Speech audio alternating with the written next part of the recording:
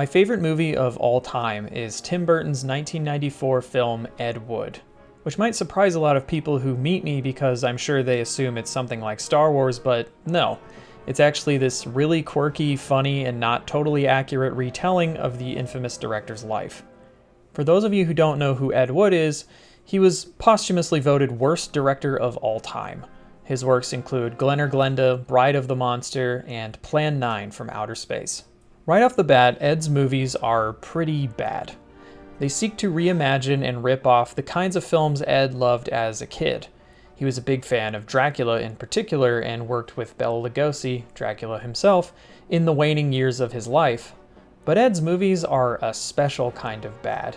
They exist in that strange, unquantifiable place that a film like The Room sits in. They're so bad, they're great. Everything from the writing to the execution is mediocre and amateur. Ed famously didn't do multiple takes, and it shows. Don't you want a second take for protection? What's to protect? It was perfect. Come on. His films are littered with errors and goofs. The scripts are poorly written, the dialogue clunky, and the delivery is all over the place. But despite all that, his films have garnered a passionate fan base, which a lot of people would find strange. Why watch these terrible movies? And I think it's because Ed Wood's films have a distinct fingerprint. It's not that they're bad, even though they kind of are. You can tell that Ed thought that what he was making was incredible. And it's why a lot of the bad movies that are churned out these days that are trying to be so bad that they're good are actually just bad. Really? Worst film you ever saw? Well, my next one will be better. Hello? I think that's part of the reason people admire Ed Wood's films and him as a person, which brings me to the Tim Burton film. Ed Wood isn't a very historically accurate film, and I know most biopics aren't, but this one is on a bit of a different level. Instead of being an exact retelling of Ed Wood's life, Burton and writers Scott Alexander and Larry Karaszewski decided to instead focus on a fantasy of Wood's life, the creation of his most famous films, and his relationship with horror icon Bela Lugosi.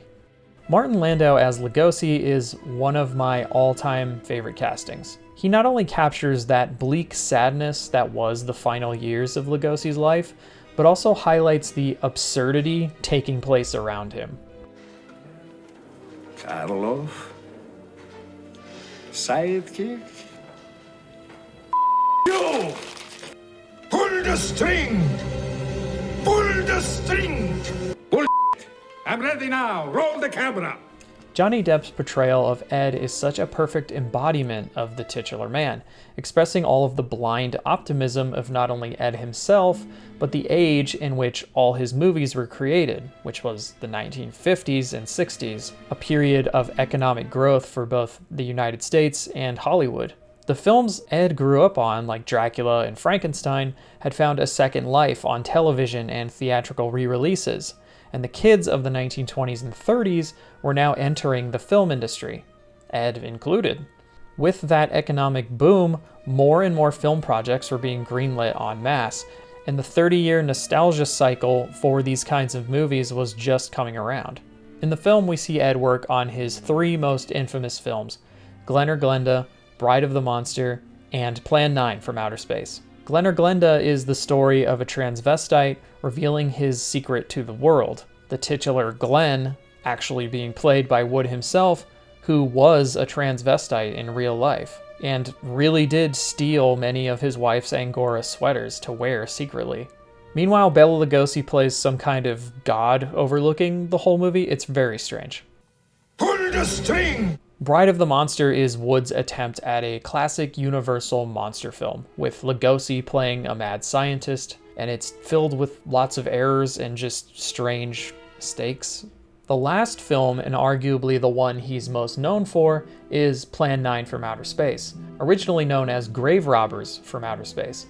Unfortunately, years after Plan 9 from Outer Space came out, he fell into a rut, became an alcoholic, and unfortunately did not live long enough to see the fan base that came to love his work.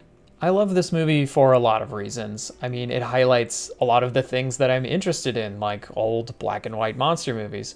But I think the thing I love most about it is how it presents us with a character who is balancing their sincerity with their mediocrity. I mean, think about it. Is mediocrity being bad at what you do? Because if that's the case, then yes, Ed was a mediocre filmmaker. But I think where this gets more complicated is the fact that Ed's movies have that sincerity underlining them. It's one thing to make a bad movie for a quick buck. There are plenty of filmmakers on the fringes making these kinds of films and making money doing it. But Ed was practically broke up until the day he died.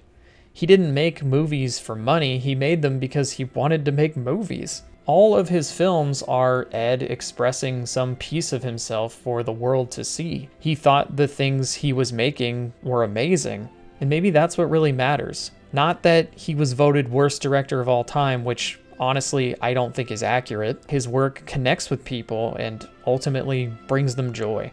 And maybe that's what really matters in the end. Yeah, I saw Ed Wood films on TV. I mean, and I think the first one I saw was probably Plan 9 from Outer Space, because that was the most infamous one, and that would show a lot on Saturday afternoon, Saturday night. You know, long before I knew anything about film, you knew that they were special. You know, you knew that they were like weird dreams, you know, because of the sort of weird seriousness, the weird overly poetic badness of them was also part of what made them special and good. And it you know, it was kind of the first thing that made you realize there's a real razor's edge between something that's good and bad, because they were powerful. And I mean, people would laugh at them and all, but they were deeper than that somehow. You know, they had a weird dreamlike power to them. And I realized as I got older that I do have a love of what, I mean, some people consider bad movies, but I never really considered them bad movies. There's something more exposed and vulnerable about them. And somebody who has a sort of definite style. I mean, you could look at one of his films and so to see sort of a distinct style, you know, you can't completely say it's bad. You know, there is some power to that when you can sort of identify a person's work. This is the one. This is the one I'll be remembered for.